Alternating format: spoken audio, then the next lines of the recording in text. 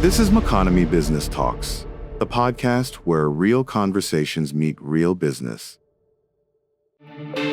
Coca-Cola, a 130-year-old iconic brand and a dominant force in the $800 billion soft drink industry. Synonymous with globalization, Coca-Cola operates in over 200 countries worldwide. The beverage behemoth now has a new CEO. James Quincey spent the last 2 decades rising through the ranks at Coca-Cola. Now, as head of the company, Quincey aims to win over a new generation that shuns sugar, and to show the world that he takes the environment seriously, even as he adapts to a new world of technology. James Quincey sat down with us for an extended conversation. We wanted to understand how he plans to use innovation to transform every aspect of Coca-Cola, attempting to change its culture while managing a global checkerboard of regulations and tax regimes. Coca-Cola operates in a lot of different countries, which means there's a lot of different regulatory systems, a lot of different legal schemes you have to really adapt to. Let's talk about a couple of those. First of all, the United States. The tax cuts. How does it affect Coca-Cola? Yeah, we're still working through the numbers. I mean, our tax rate last year effectively was about 24%, so it's not the biggest change to us. Because we're an international company, the absolute rate hasn't affected us as much as perhaps some of the more domestically focused enterprises. But we're positive on moving the territorial system. So we think the simplification is positive in the long run. To the extent that it helps create more demand, that will be good news. Too, we're still working through the numbers that we'll lay out on our earnings call. Of course, we're part of having some of the money overseas, but in the end, if it generates more economic growth, that will lift all the boats. Does the expensing of capital investment affect you at all? Not in a great amount. I mean, it will make some difference. We'll lay that out, but that's not the biggest moving piece for us. And if there is significant incremental cash available to Coca-Cola, have you decided yet, does it go into capital investment? Does it go into buybacks of shares? Does it go into dividends? I mean, we weren't short of cash at the end of the day. So, we've been a successful company. We've got the resources we need to invest in the marketplace. We're still working through exactly how the puts and takes work, because obviously you've got to pay tax on the cash first, or in addition. So we're looking at how we use all that and how we make the right capital allocations. One of the really big issues for the United States right now is the so-called dreamers. These are the young people who are brought here as children. And the question is, do they get to stay as adults, essentially? Do you have at Coca-Cola people who are really uncertain about whether they can stay or not? There are about 700,000, more or less, nationwide. Yeah, we have some people in our company and in our bottling partners who fall under the Dreamers or the Dakar program. We would love government to find a way to make proper underlying immigration reform, and including finding a solution for the dreamers, so that it's not so disruptive and that they can stay. So hopefully they'll find a path to that. Of course, partial solutions may be necessary, but we would love to see fundamental reform. You ran Mexico for Coca-Cola at one point, so you have seen this issue on both sides of at least our southern border. Do you see a path forward, a constructive path forward on immigration? I think there's a path forward, but I think it also is connected, and it can't be completely disassociated when you think about long-term fundamental reform from getting both economies to grow. In the end, part of what drives the informal immigration is the disparity in the economic outlook. So having a community of North America where all the economies are growing actually helps solve that problem too. So I think leadership from the United States to drive growth will help solve some of these other issues too. You've also seen NAFTA from both sides of the border. You've seen that issue, which is another hot issue right now in the United States. Has NAFTA overall been good or bad for the United States? My view would be that free trade deals are good overall for all participants, and I think it's been good for North America and all the countries in it. Doesn't mean it's perfect. Very few free trade deals are perfect. So can it be made better? Yes, I hope they can make it better. But I don't think we should start deconstructing global trade. I think it's been a powerful engine for lifting all boats. It doesn't mean it's solved all problems. There are questions of income inequality. There are questions of not all the rules were perfect and need to be improved. But let's go forward, not backwards. So when President Trump first came in, he was very closely allied with many people in business. He consulted, and he had panels that he talked with as well.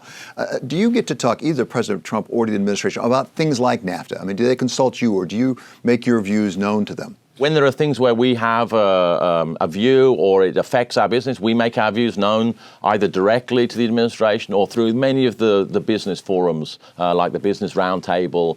There are enough points of intersection collectively and individually with the administration that everyone they know what we think. So from that, do you have any sense of where we're headed with NAFTA? Because there are conflicting reports. I mean, the Canadians seem to be preparing for actually U.S. withdrawal. There are a lot of people in Washington say, no, we're not going to withdraw. Do you have any sense from your point of view of where we're headed? My view on negotiations is you've got to let the negotiations negotiate. And if you're not in the room, you don't know what the answer is until it comes out. So I think the important thing for those that aren't in the room is to keep saying what they believe to be true, what they believe to be the areas where things can be made better. And then the negotiators have got to get in the room and thrash it out. And trying to work out what color the smoke is coming from the room doesn't lead you anywhere until they come out and tell you what the answer is. Your native country has voted in a referendum to leave the EU. And I won't ask you what you think about that, but tell us how that's developing. I mean, is there a soft landing there that you can see? How would we get to it? It does a bit go back to my point about negotiations. You're never really sure until the cake is cooked. I think the logic of the economics is a softer rather than a harder Brexit.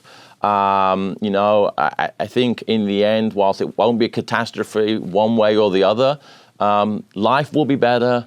There'll be more economic growth if it's a softer Brexit, but there's a lot of details and a lot of different points of view to work out, because in the end, the referendum wasn't between do you want this or that. It's like, do you want this or not want this? It wasn't a referendum around the version of the exit, which is kind of where we're trapped at the moment. And of course, there's a lot of negotiations going on. It's very important to get it right for the UK. And to some extent for Europe as well. Whether it's Brexit or whether it's NAFTA, how do these trade issues affect Coca-Cola's business? I think one of the great benefits of the Coca-Cola system is we're global, but we're extremely local. I mean, we manufacture in every country virtually that we sell in. Virtually everything that's sold in the US is made in the US. Virtually everything that's sold in Mexico is made in Mexico. Virtually everything that's sold in the UK or France is made in that individual country. So the global trade restrictions or openings don't tend to affect us heavily in the moment. To the extent that they reduce or increase total economic growth, that's what matters to us. And so I think philosophically, we're pro global free trade because it drives economic growth. Therefore, let's focus on making those deals better. Because it will provide the wealth to then solve a lot of society's problems. You came in and took over Coca-Cola and really trumpeted innovation as critical to your future. I believe you have a chief innovation officer, but maybe you're the chief innovation officer in some sense. How do you innovate in a 130-year-old company that's so well known around the world, has been there for so long, has such an entrenched perception of people's views? It's hard. I mean, any institution that's been around a long time, whether it's a company or a government or any organization, it's going to be very hard. So I think, from my point of view, if I'm not the chief innovator, I'm certainly the chief agitator for innovation. And what that means is, driving the culture to try and do a few things upon top of everything else we do. Stay curious. If we're not curious about the outside world, about the consumers, about the customer, about what's changing, how will we innovate? But curiosity just leads you to an insight. It's very passive. You need to drive empowerment so people feel they can go and do something, that they're not waiting for head office to make the decision, that they can get up in the morning and go and do something. And I think the next thing is you've got to be inclusive. You've got to try and connect the pieces because we've got a tremendous global knowledge and tremendous global system. Sometimes your idea has already been tried somewhere else. So connect to the other parts of the system. And lastly, we probably fell into the trap of trying to make things perfect before we did anything in the past. No, we need to learn from some of the software companies, have version 1.0, 2.0, 3.0. That gets us both innovation and speed. And if we keep pushing those four things, I think we'll make progress. And how do you know? How does James Quincey know whether you're getting the innovation job done? And I mean that in the sense you're sitting atop a very large organization, a lot of people spread around the world. How do you judge whether the word's getting down and people are already changing their behavior? It's hard to know, but the only way forward is to look for multiple signals. No, there's no one number or one metric that's going to give it the answer. So we have employee surveys where we ask people. We can look at the sales number and measure the success rate, or the number and the success rate of the things we put into the marketplace. We can look at what our research and development pipeline is generating, and are we really getting new patents? Are we really making progress? So I think one has to have a dashboard to look across and say, is there progress? How is technology changing the way you do business, and for that matter, your workforce?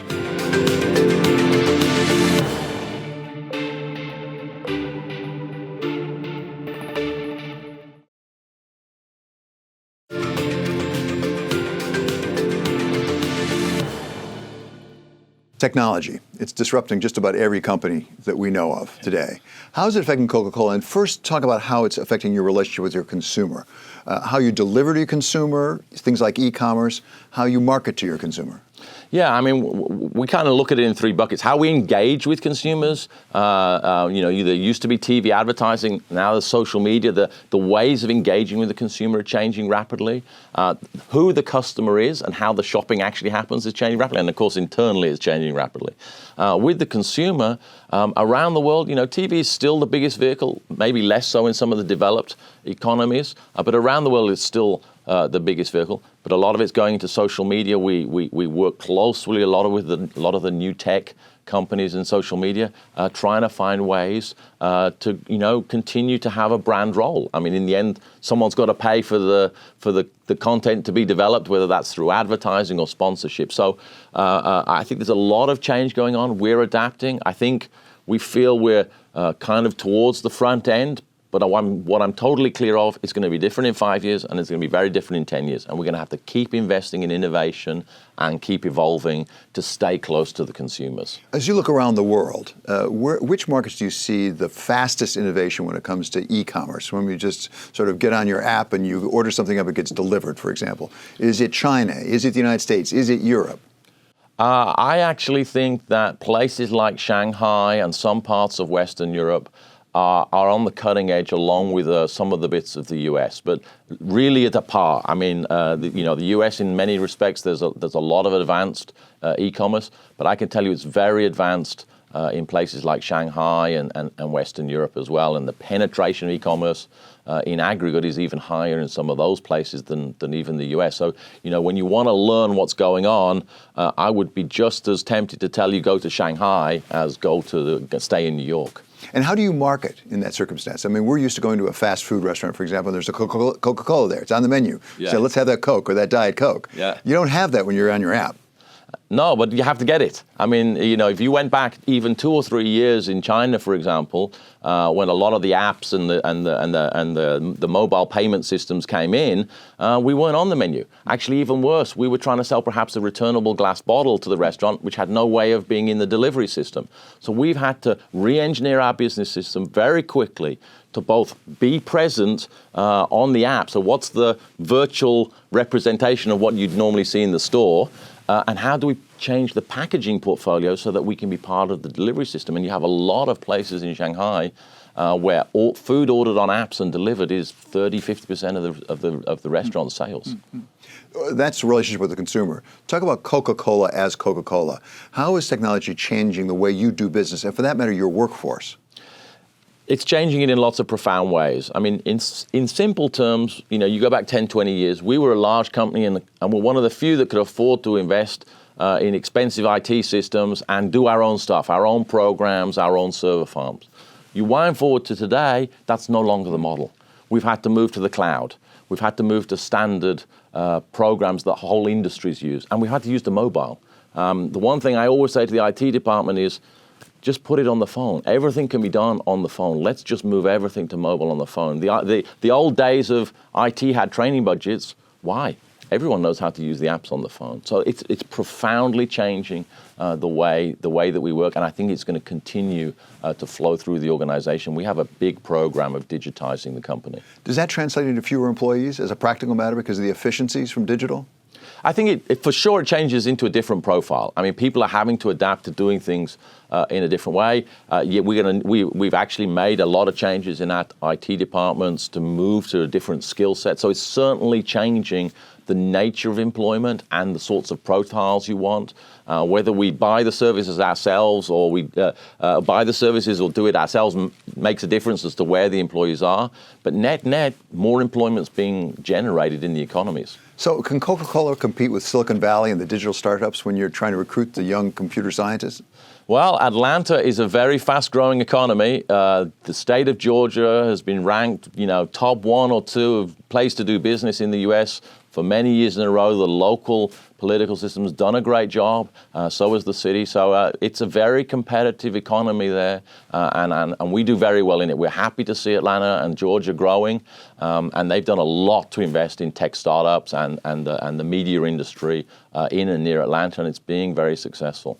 As you look toward really substantial growth in these new beverage categories, are you looking at acquisitions? Are you looking at organic growth? I mean, you have been inclined, I believe, to look for smaller brands, startup brands, bringing them along. Is that the future path to a significant degree for Coca-Cola? I think it's going to be both. I mean, we have grown organically, but we have made these bolt-on acquisitions, as we call them, the little small ones, the niche brands. I think where we see that something is a really good idea, we invest in them. Sometimes we buy them. Sometimes we just invest with them. But there's a quid pro quo. They get the capital that we inject, yet we can introduce them to the globe, not just the country that they've launched in. And that's helped us double the number of billion-dollar brands that we sell around the world. So I think it's going to be an and strategy rather than one or the other. It's interesting. It's a total beverage company. It's not a food company. I mean, there are some competitors who said, let's become a food company, at least in part.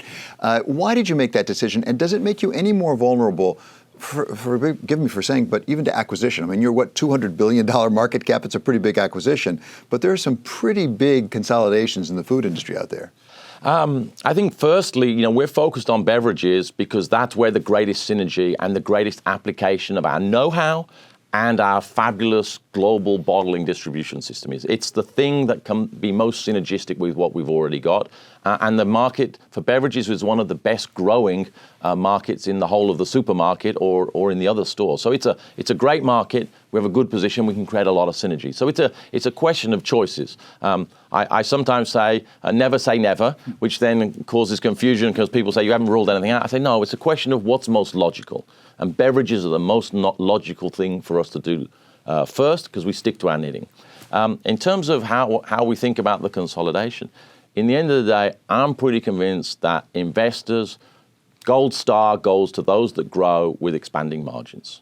Growth is the name of the game. If the category's got no growth, then optimize the margin. Okay, but that's still silver prize largely over the long term.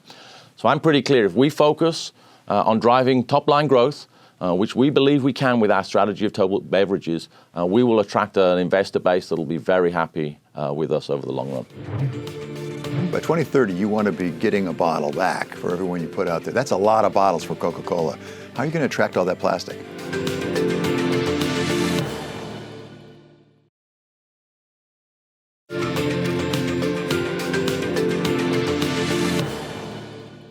World without waste.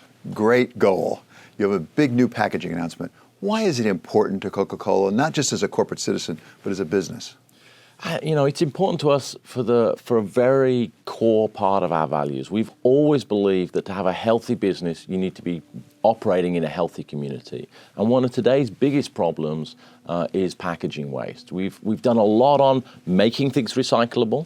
We've actually invested a lot of R&D in making progress on reusing it. What we need to do is collect it. So this announcement is about the big missing piece in generating a world without waste, which is collecting back the plastic and creating a market economy for that collected plastic. And I think that's going to do great things to help us grow into the future without creating waste, which is good for us and it's great for communities. How are you going to attract all that plastic? By 2030, you want to be getting a bottle back for everyone you put out there. That's a lot of bottles for Coca-Cola. How are you going to attract all that plastic? Well, to give you an idea of the dimension, we need to bring back, every person in the world, if they bring back 2 bottles a month, we bring back all our bottles. That's our objective. 2 bottles a month for every person. We collect every bottle we put out. How are we going to do it? Well, there'll be different systems in different countries. Every country needs a solution, but it won't be the same everywhere. There are kind of places where it's reasonably advanced in Europe, to more informal economies where the collection happens. So there's going to be different solutions everywhere. We're going to have to work with NGOs, other industrial companies and governments to put in place these solutions. But it's absolutely doable. And I think that's what's exciting about setting the objective. We're very conscious of this in the United States, but what about in other places, like China, for example? Yeah, look, I think the emerging and the developed countries are where more of the problem is than the US or Europe, which is probably at the leading edge. So we need to do more there. But recognize that in a lot of these countries, there is some informal collection system already going on across a wide range of waste. What we need to create is the circular economy. We need to create value for that. So often in the case, and we did this in Mexico, for example, you go back a little more than 10 years, it was less than 10% of the plastic was recycled. Now it's 60%. How?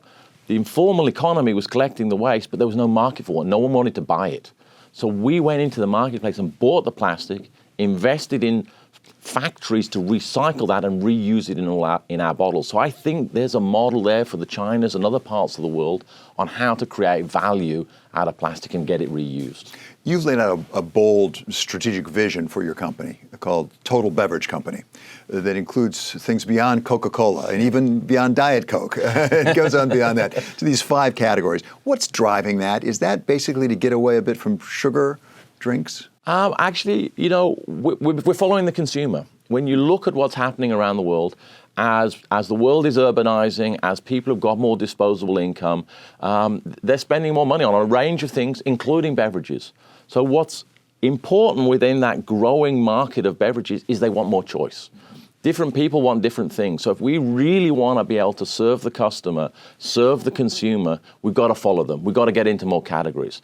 Coke is likely to remain the heart and soul of the company. It's the world's biggest, fast-moving consumer good brand.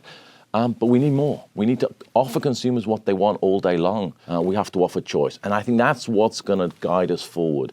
And in a way, it goes back to where we started. If we pay a lot of attention to what the consumer wants, they will take us to where the business needs to grow. And then it ultimately ends up in growth for the business. I understand that on average around the world, people consume about 8 ounces of a beverage per day. And Coca-Cola, I was told, is about a half an ounce.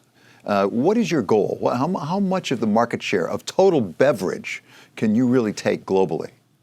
I don't think there's a end of history moment when we reach nirvana. I think what we're looking to do is gain share every year. It's a competitive marketplace. We have a lot of well-funded competitors doing a lot of exciting things. So we're focused on is can we serve the consumers and gain a little bit of share each year and generate a growing business system that our objective is to create value for everyone who touches that business system, whether it be the economics of the people who are in the value chain like the customer or even society with initiatives like the packaging one, which I think builds on our heritage of creating shared value in the world. 10 years ago or so, we set ourselves the objective of being water neutral by 2020, and we achieved it a few years early. So we return to the environment all the water we use, which is one of the things that gives us confidence that we can achieve this packaging objective. So we get business growth and doing it in the right way for society. Okay, thanks very much. We're going to wrap it up there. This was terrific. Thank you so much. That was really fun. Thank you.